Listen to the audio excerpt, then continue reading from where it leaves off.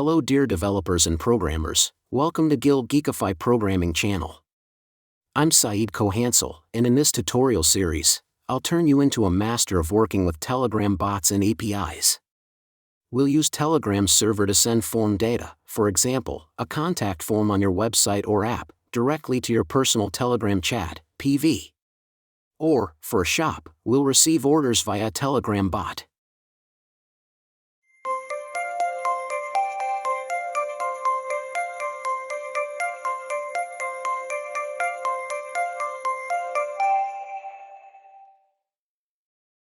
No more talking, let's get started step by step. I'll teach you many things throughout these episodes. First step, I'll show you demos of different form versions I designed and test them for you, so you can visualize how they work. This one is called Complex Version. It attaches images as files and sends other form fields step by step. Let's take a look. Okay, this next one is the Image Upload Support version, where images are sent normally, optimized by Telegram. The difference from the first is how the image is delivered. And now, the third version, Simple version. No explanation needed, it sends raw form data straight to your Telegram. Alright, let's test these forms one by one to see exactly how the data transfers. Testing Form 1. Filling in test data. Selecting an image to send.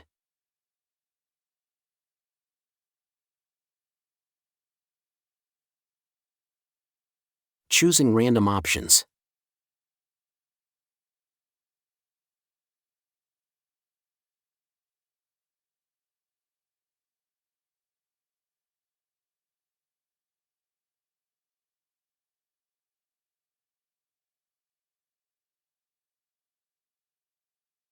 Submitting.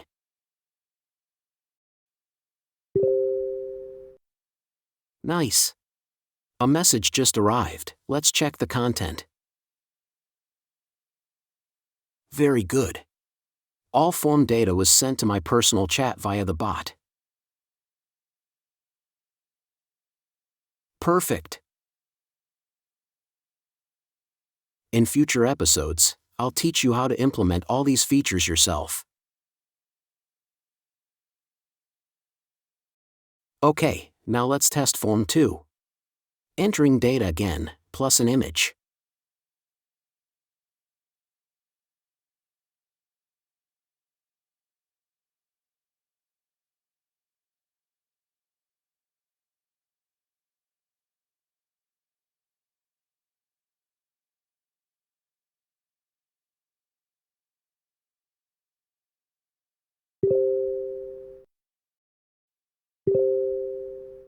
Excellent.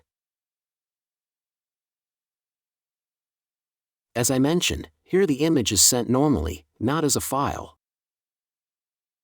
along with the text inputs.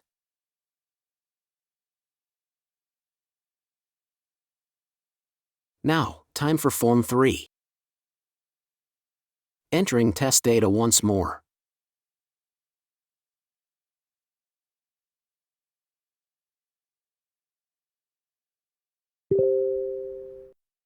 Well, there we go, data from the third form is sent successfully. Alright, I'll end the video here. In the next episode, I'll teach you how to build the Telegram bot.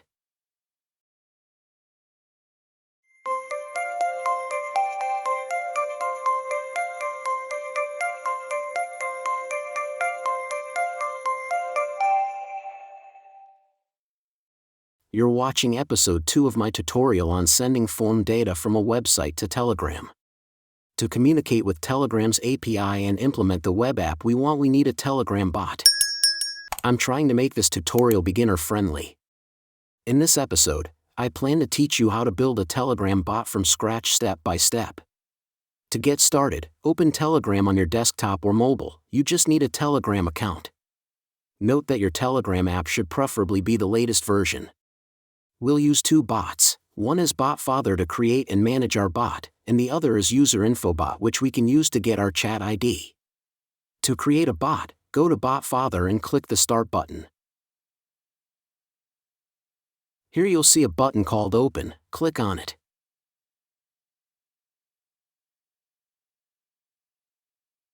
Now proceed to create a bot. At this step, optionally set a profile picture, name, description and username for your bot. One important thing I learned through testing: the profile picture must never contain the Telegram logo. If it does, Telegram will immediately suspend the bot and possibly even your Telegram account. As mentioned in the text below, your bot's username must end with bot.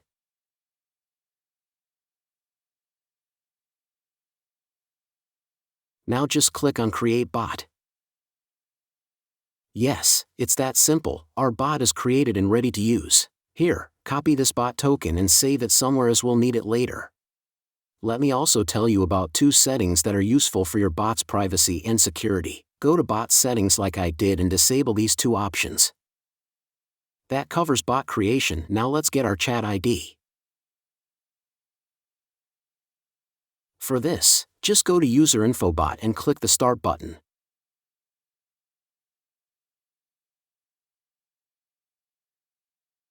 This is your chat ID, but you might ask, what's it for?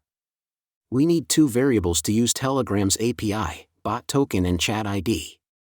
Bot token identifies our bot for communicating with Telegram's API. Chat ID is the destination where we'll send messages through our bot. Essentially, you need the chat ID of 1 or more accounts, groups or channels you want your bot to send messages to. So we'll save these 2 variables to use later when writing code to connect to the API. Alright, one final step remains. You need to enable the bot to message you directly. For this, just go to your bot's page and click the Start button. That's it.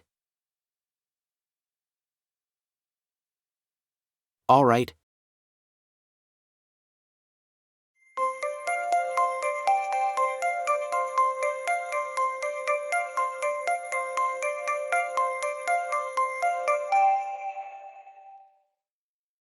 You are watching episode 3 of the tutorial on sending form data from website to Telegram. In this episode, we are going to select one of the forms and write the complete JavaScript code for its connection with Telegram API. If you remember, in episode 1 I showed you 3 forms.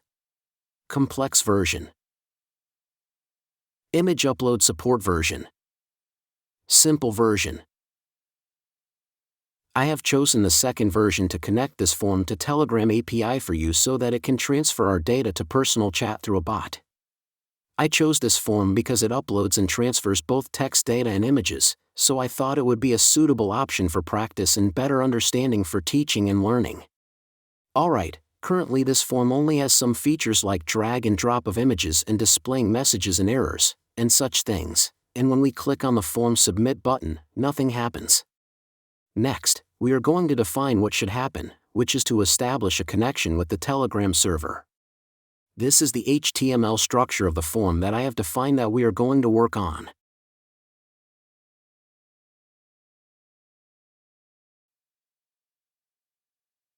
As you can see, I have added a JavaScript file named app.js to the HTML code of this page.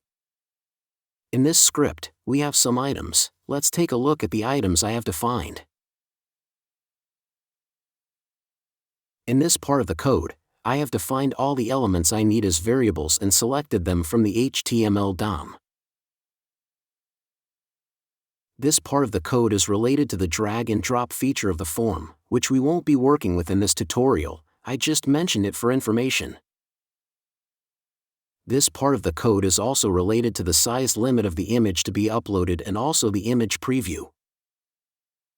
And at the end, we have a function for displaying the result and the success or failure status and error at the end of our form. From now on, we are going to define what happens when the form submit button is clicked. Let's start defining the process of sending form data to Telegram. Using an event listener, I define an event that specifies what happens when the user clicks on the form submit button. Well, first of all, I prevent the default behavior of the form button submission. Now that the button is submitted, I prevent it from being submitted again. Then I display a temporary text with the title sending inside the form button.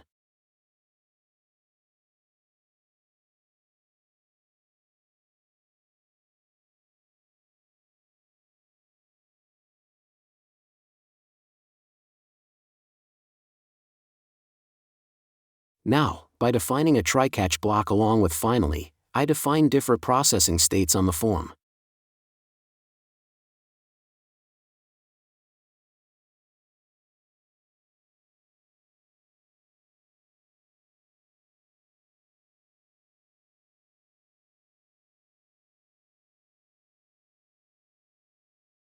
As the final event, if the form operation is successful, I activate the submit button again so that it can be clicked again. Also, I return the text inside the button to its original state. For error handling, I also create a console error, then I create a display error at the end of the form so that the user is aware of the processing status.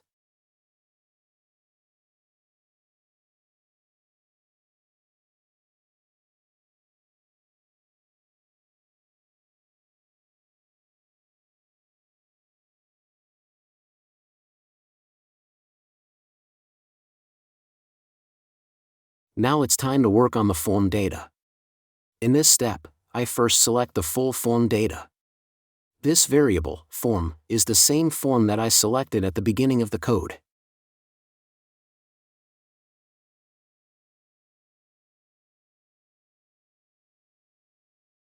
Now it's time to define the bot token and chat ID. As I taught you in episode 2 how to generate them, in this step you must place their values in the relevant variables.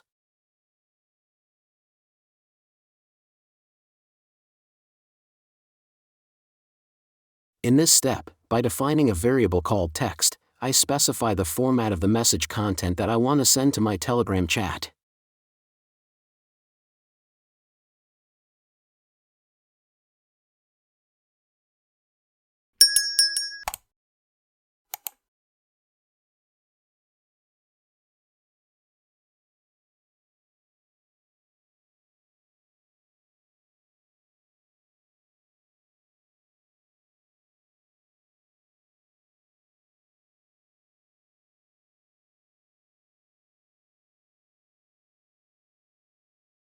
You can define the format of messages however you want.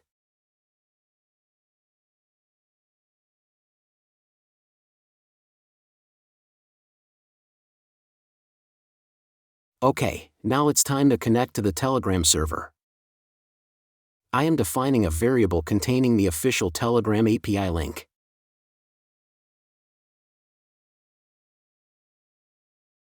According to the standard, in this part of the link, I must place our bot token variable. And at the end of the link, the expression sendMessage, which is for sending text messages. Now, in this way, we define both our request and the response we receive from the Telegram server in a variable just as beautifully. Using the fetch command, we send our data to the Telegram server. The method must be post, and in the header, we also specify that the data should be JSON.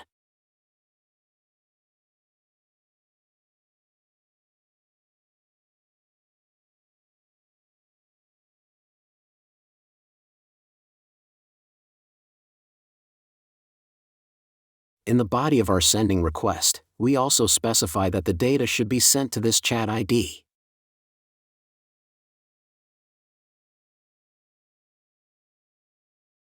In the text, which is the same sending format that I defined above. So in total, we specify that the data should be retrieved and sent from the form with the JSON standard in format. In this line of code, by writing a condition, I specify that if there is an error in the response received from the Telegram API, this custom text should be displayed. Alright, now it's time to send the image. First, I receive the image selected by the user from within the form.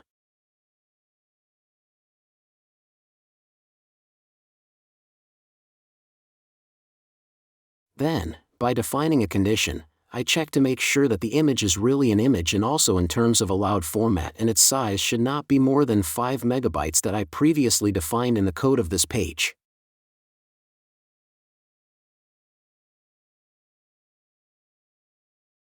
Sending an image to the Telegram API is similar to text, but at the end of the link, the expression sendPhoto should be placed.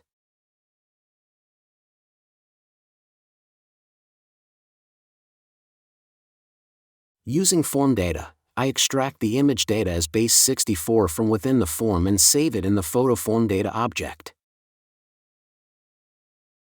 Now I add a few more data to our object. The chat ID, which is the destination of our message. The photo key should actually contain the base64 data of our image. The caption key is also the caption within the Telegram message that we send.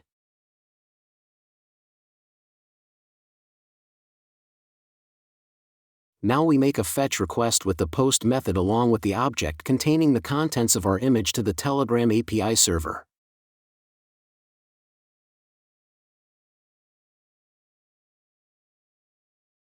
Okay, now as the final step, I apply a few visual events. A success message to be displayed to the user.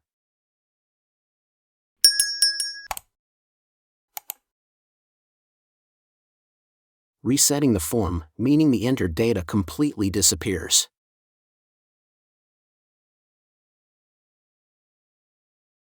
And hiding the image that the user has selected and sees its preview within the form. And that's all. Up to here we have completely defined the process of sending text and sending images with the Telegram API. Now it's time to test. Let's test if everything is working properly or not. Okay, I refresh the page with Ctrl plus F5 to clear the previous script cache. Now I write some dummy data to test the form.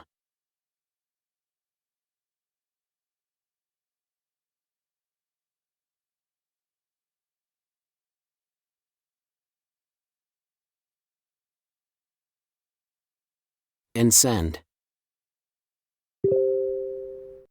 Yes, congratulations, the message was successfully sent, directly from our site's form to the Telegram chat. Now let's also test the image upload.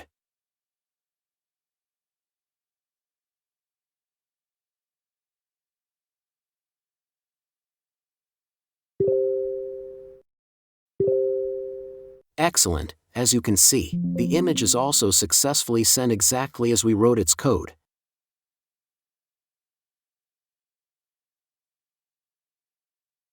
I must say that you can also send the image as a file as an attachment, but I don't intend to make this tutorial longer than this.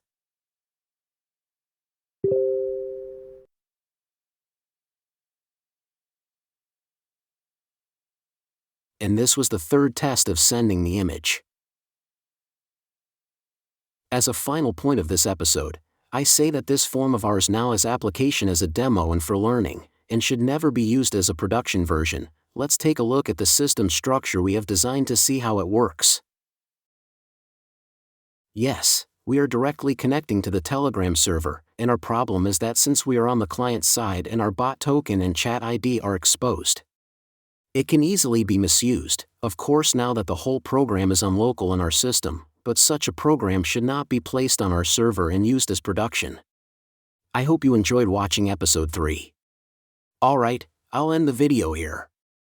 In the next episode, I will teach you how to securely implement and run this program on your site. We will use a Cloudflare Worker for free as a server.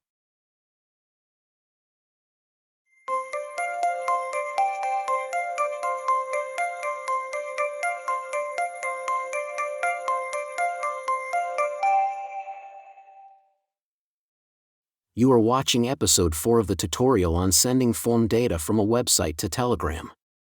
In this episode we are going to secure the application we wrote by using a Cloudflare Worker as the server.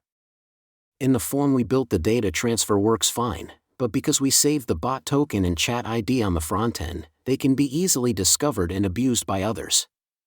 Let me show you how these sensitive variables can be discovered. Because we stored them in the page code, they are easily exposed. Even if we obfuscate the entire script, it doesn't help. At best, those values won't be recognizable in the code. But let me show you how. In the Network tab of DevTools, these values are easily exposed.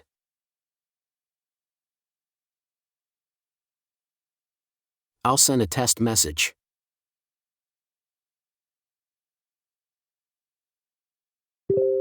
The moment we submit the request, we are actually making a fetch request to the Telegram API. And when we look at the fetch or XHR section, we see that the request has been recorded and displayed there. By entering the details and options of that request, we can easily access the bot token and chat ID, so it doesn't matter whether we've obfuscated our code or not. The Network tab actually reveals everything. In the Network tab, there are several subtabs that record and show all the communications our browser performs with different servers.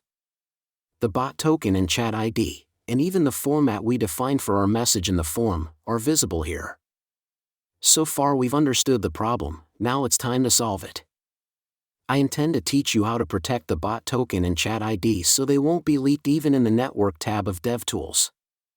The short answer is that we must have a server, but I'll show you how to use a Cloudflare Worker that will act as our server. To create a secure connection between us and the Telegram API without leaking any of our sensitive information, I have considered the following structure. In practice, we only send the data from our website form to our Cloudflare Worker, the worker processes it and forwards it to the destination, and our sensitive information is securely stored on the Cloudflare server.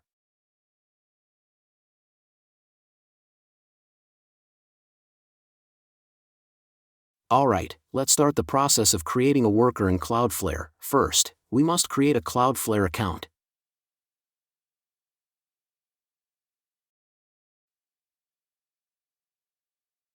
If you have an account, log in. If not, create a new account. Okay, I'm logged into my account. In this dashboard, simply go to the Workers section. Very well, we won't use this section for now and we'll do the rest through the terminal.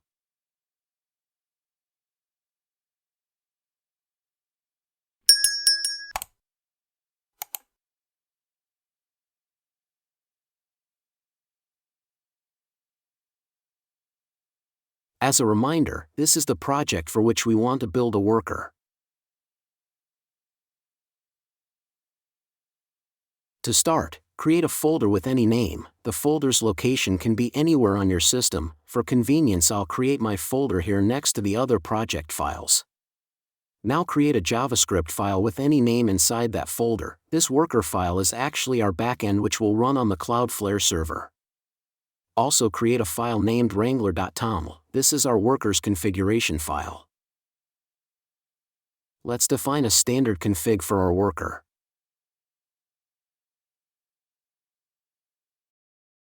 The name key is the web address assigned to your worker. In the main key you must set the path to your worker file. And the compatibility date key relates to Cloudflare updates, preferably set it to today's date. For more information about configuration keys, consult the official Cloudflare documentation. Okay, now let's define the output of an HTML message for testing in our script. Writing code inside a Cloudflare Worker environment is a bit different. First, on this line I define an ES module and specify an object as the default export. I define a method named fetch which is async, meaning it can use await. I create and return a new response.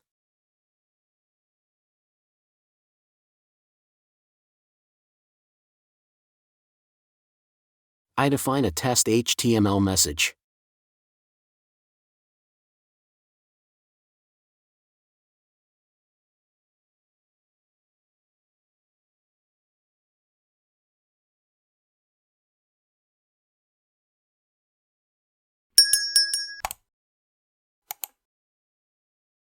And I set the content type of this document to HTML.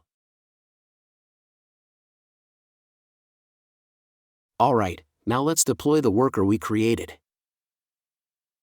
To deploy, go into the folder where your worker file and configuration are located.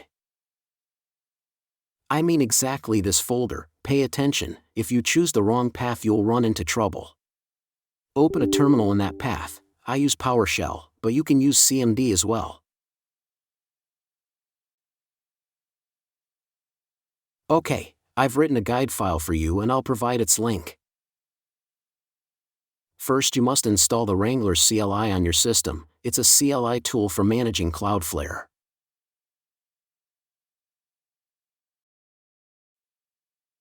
Well, it's installed. By running this command you can see all Wrangler commands and easily execute your requests.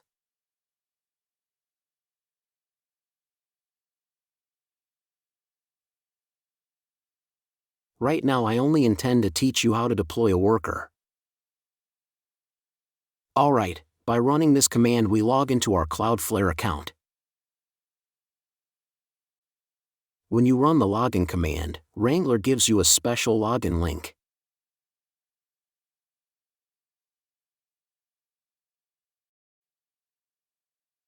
Because I was already logged in on the web, this message appeared for me and now I just need to click the Allow button. And that's it. At this step we successfully connected Wrangler to our Cloudflare account. Here you can also see a success message. Now it's time to deploy the worker. To do that simply run this command. You may be asked a few options the first time, which you can easily confirm by pressing enter. Okay, our worker has been successfully created, and this is its link. Whenever you want to update your worker, just run the same command again. Now let's check the dashboard. Yes, as you can see the worker I created is listed here. Let's open its link and see what it shows. Yes, as you can see it returned the HTML message we had defined. So this worker link is the URL that will play the role of our connection to Telegram. Now let me teach you how to update your worker. The function we wrote here should actually be converted into functions that communicate with the Telegram API and perform fetch instructions. I make a change to the worker, and as I said, run the deploy command again. Yes, as you can see the worker updated that easily. Now it's time to tell you how to securely save our sensitive variables in Cloudflare. I mean the bot token and chat ID that should remain hidden from everyone. For this, we use a feature called environment variables that stores our variables securely. There are several ways to set environment variables. I'll teach you the most safest methods. You can simply go into the section of the Cloudflare dashboard I'll show you and set them. You can also do this via Wrangler, which I find more convenient. By running this command we create an environment variable named bot token, and in the next step we must specify its value to set it. Let's go and copy the bot token.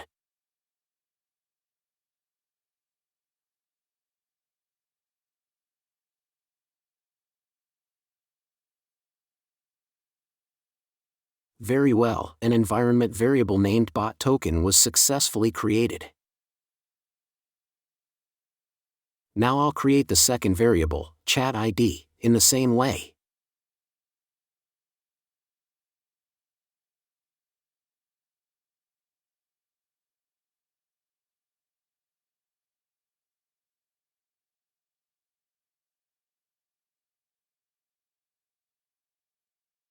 Alright, as you saw the environment variables loaded by themselves in this section, they didn't even give me a chance to refresh the page. Now we can easily use these environment variables we've defined in our worker code. The variables are securely saved and their values are not even visible in the Cloudflare dashboard, which is why I said I'm teaching you a secure method. In this structure we've implemented the bot token and chat ID are not visible anywhere, not even in the backend. Note that after every change you make in Cloudflare you must redeploy so the worker is set with your latest changes and works. For example, now that we've set the environment variables, we must redeploy the worker so those variables become available in the backend. I hope you enjoyed watching episode 4. I'll end the video here. In the next episode 1 we'll teach you how to write a Cloudflare Worker code that communicates with the Telegram API and sends our message securely.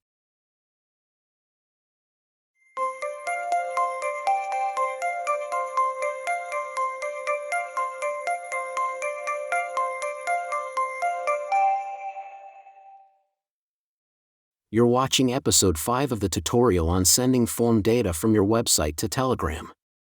In the previous episode, I taught you how to create and deploy Cloudflare workers, showed you how to set environment variables, and also how to work with Wrangler CLI. And in this episode, we're going to turn the test worker we built into a real worker that acts as our server to connect with the Telegram API and deliver messages from our website form to their destination. This is the worker we initially built just for testing, which simply returned an HTML page.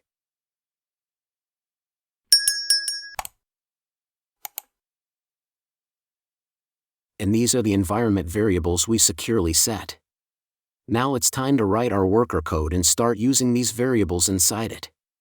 And here's the form we've been working on for several episodes. Alright, to begin, I'll first prepare the form to connect with the worker.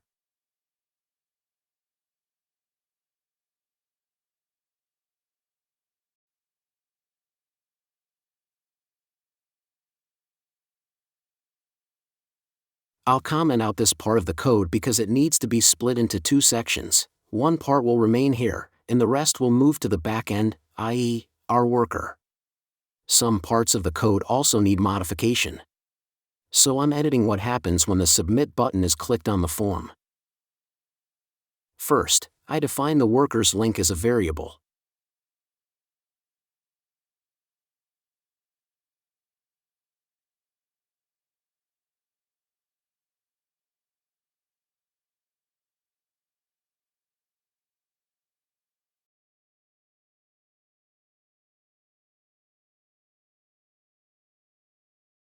In this line of code, I make a post fetch request to the worker, which contains all the form data along with the image.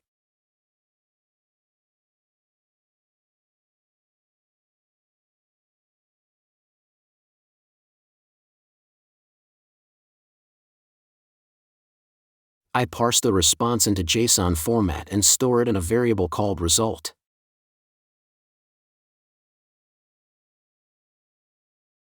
I check the response status, and if it fails, I throw an error with a proper message. And that's it, the whole front-end code is this simple. Without storing sensitive info like bot token or chat ID, we just send form data to our server, which is the worker. Now it's time to code the worker file and define its logic.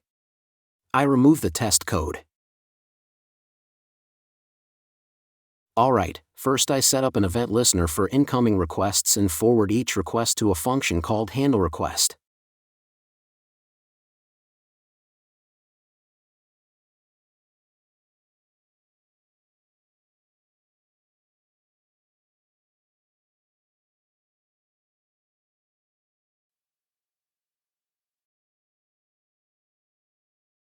I define an async function named handleRequest to process the incoming request.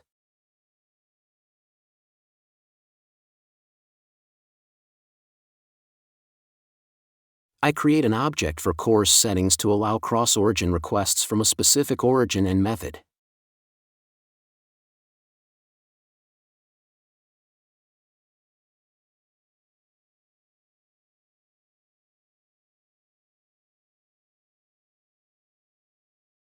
Note that I'm assuming my site is running on localhost, but you should write your actual site URL here. I want the worker to only accept requests from this site.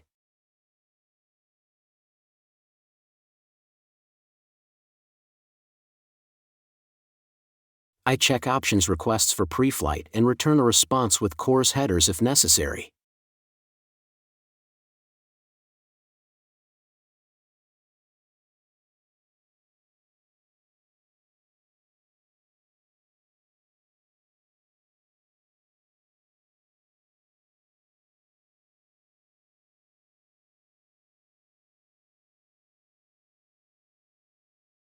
I validate the request origin, and if it doesn't match the allowed origin, I return a 403 forbidden response with CORS headers.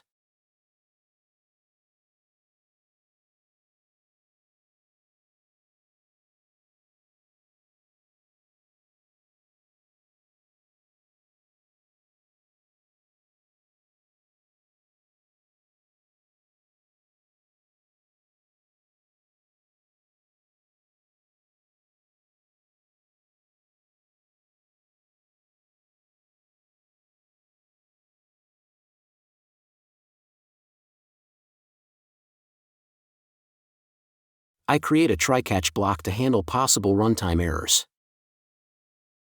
Let's start with the process of sending text data. I extract the form data from the request and store it in the form data variable. I create a formatted text string with emojis and extracted form data values to represent a new submission. To save time, I quickly copy and paste repeated parts from my previous code versions so we don't waste time on duplicate code. I send a POST request to the Telegram API to deliver the text message in HTML format to the specified chat. The same code from the previous version works fine here.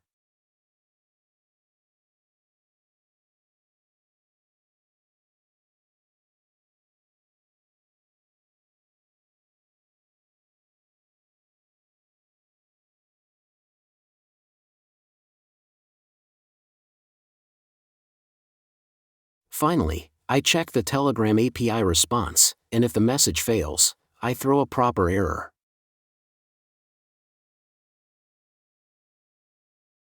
Now it's time to send the image.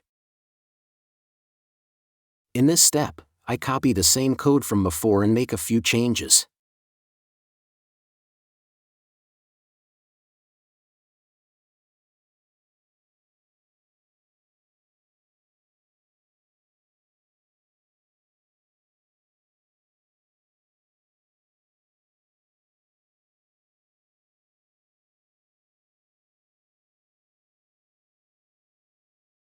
Okay, and that's how we send the image from our form to Telegram.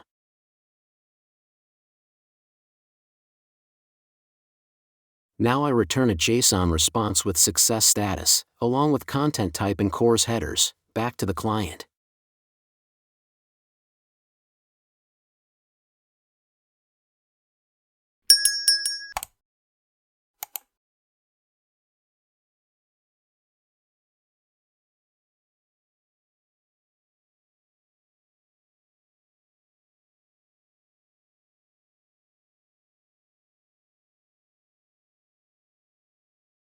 In the catch block, I return the error as JSON with status code 500, and CORS headers to the client.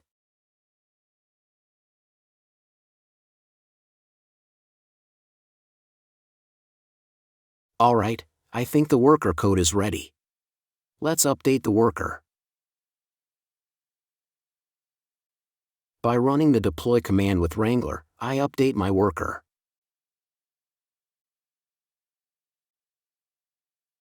Perfect, the worker updated successfully.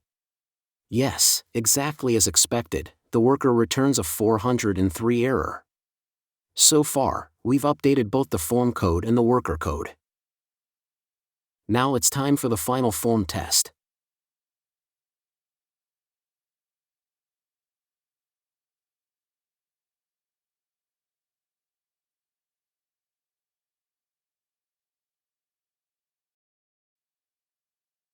Oops, an unexpected error. I suspect I wrote something wrong in the code, or something similar. Let's check what's going on.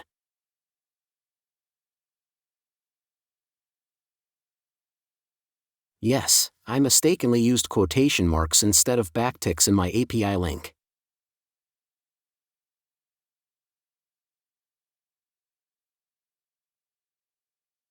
Also, this T character should be uppercase. Okay, I don't think there's any more issue. I update the worker again. Well, now let's test the form again.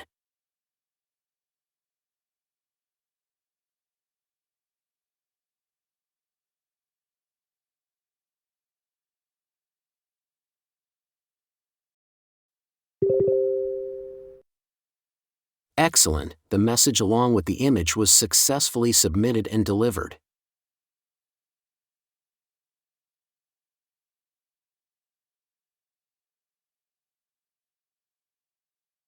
Here's an example of the text message.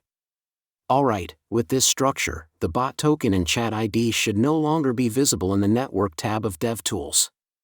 At the beginning of episode 4, I showed you how these two variables were exposed in the Network tab since we hadn't used a worker yet. They were both stored on the frontend. Now, with this worker-based structure, let's test again in the Network tab.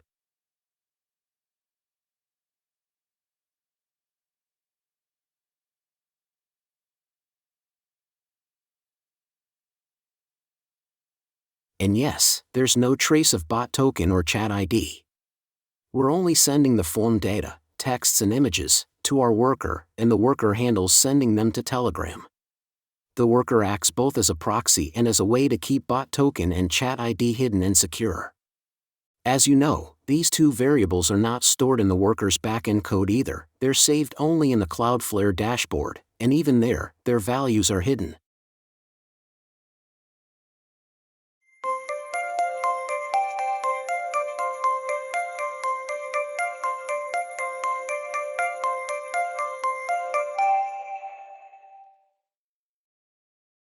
You're watching episode 6 of the tutorial on sending form data from your website to Telegram. This is the final episode of this series.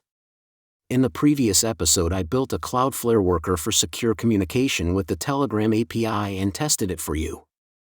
Now I intend to teach you how to deploy the project on Cloudflare Pages. In fact, I will also deploy the project frontend on Cloudflare so it connects to the backend worker.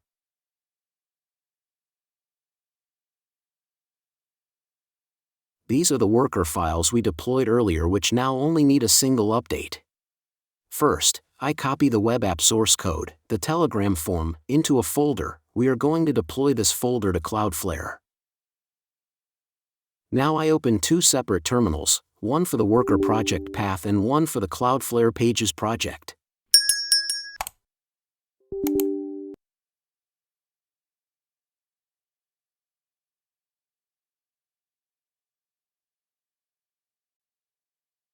I also create a wrangler.toml configuration file for the Pages project, which we need to modify slightly.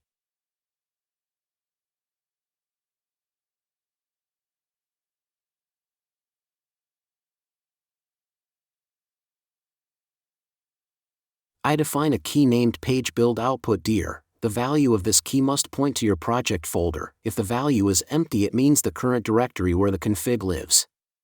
I suggest creating a folder named public and putting your project files inside it before deploying, because this is more proper and increases security.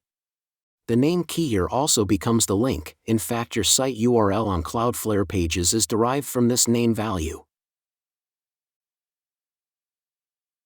Okay, now the only thing we need to do is remove extra comments from app.js so the project is ready to deploy. There is no reason to keep those comments. In general, we use the worker as the project backend and Cloudflare Pages as the project frontend online. Alright, let's deploy our new project.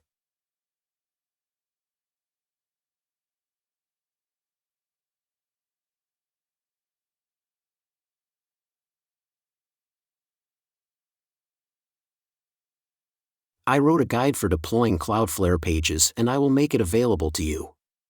Since everything is ready, just run the deploy command and the project will go live immediately. In previous episodes I explained these commands one by one. Just confirm the prompts Wrangler asks by pressing enter. One note, the Pages commands are slightly different from the worker commands. For example, to deploy a Pages site we run Wrangler Pages deploy, while to deploy a worker we used Wrangler deploy.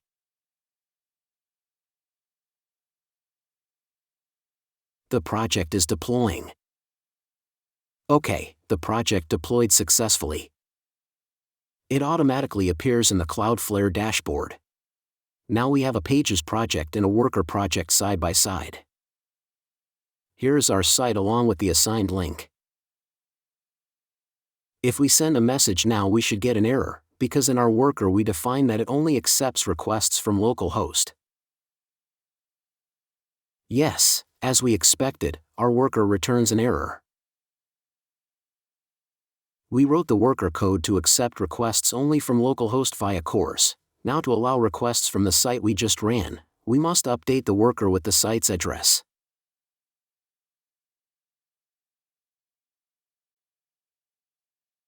I open the worker file to enter my new site address.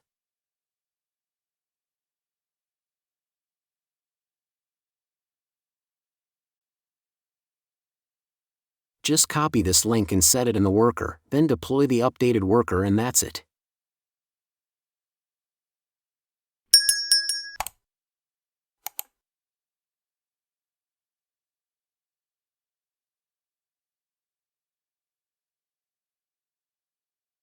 Now the worker only accepts requests from our site URL. Time to deploy the worker. I update the worker by running wrangler deploy. Now that the worker is deployed, I test the form again. Yes, as you can see, the message was sent successfully. I'll run another test including an image.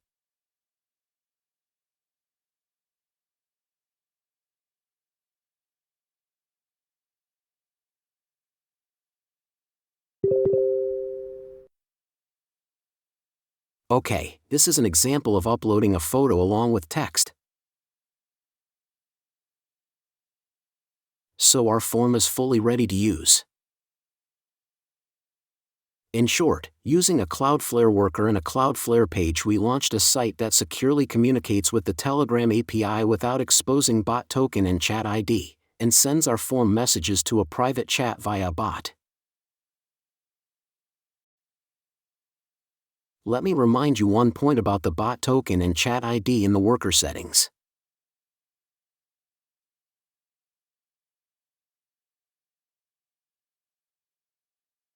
The environment variables we defined for the worker are stored here encrypted and securely, and their values are not visible. In Cloudflare, when you set environment variables for a worker, simply reference their names in the worker code and their values are automatically loaded.